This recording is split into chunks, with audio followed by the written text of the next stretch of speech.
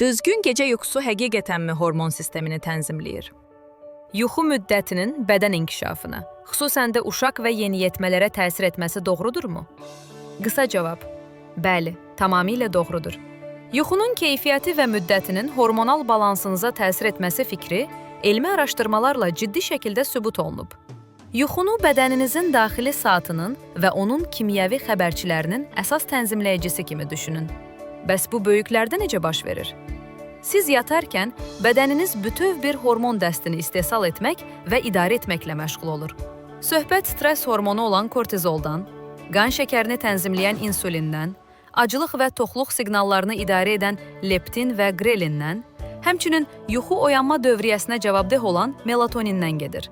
Kifayət qədər yatmadıqda bütün sistemin tarazlığı pozulur. Araşdırmalar göstərir ki, yuxusuzluq kortizol səviyyəsini artıraraq stresi çoxalda, insulin həssaslığını azaldaraq qan şəkərinin dozasını və hətta iştah hormonlarının işini pozaraq insanların özlərini daha ac hiss etməsinə səbəb ola bilər.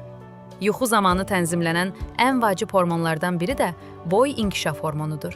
O, əsasən dərin yuxu fazasında, adətən yuxuya getdikdən sonraki ilk bir neçə saatda, gecə yarısı ilə səhər saat 4 arası pik həddə çataraq ifraz olunur.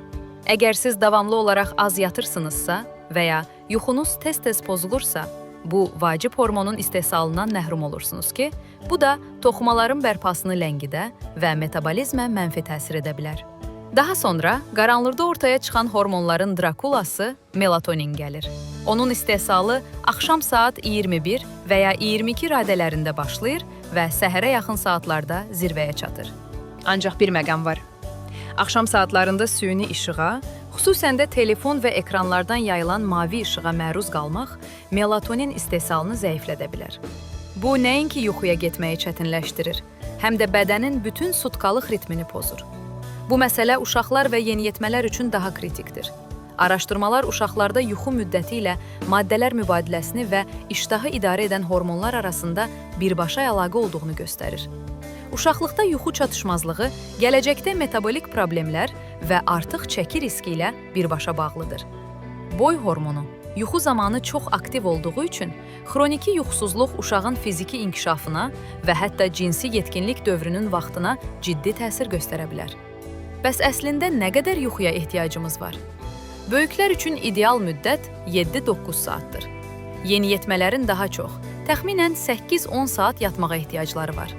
Məktəb yaşlı uşaqlar isə 9-11 saat yatmalıdırlar. Maksimum hormonal fayda əldə etmək üçün bədəninizin təbii saatına uyğun olaraq saat 22 və ya 23-dən səhər 6 və ya 7-yə qədər yatmağa çalışın. Xülasə, yuxu sadəcə istirahət deyil.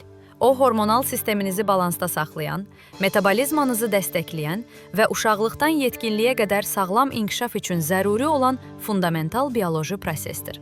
Elm sübut edir. Daha sağlam həyat üçün yuxunuza üstünlük verin.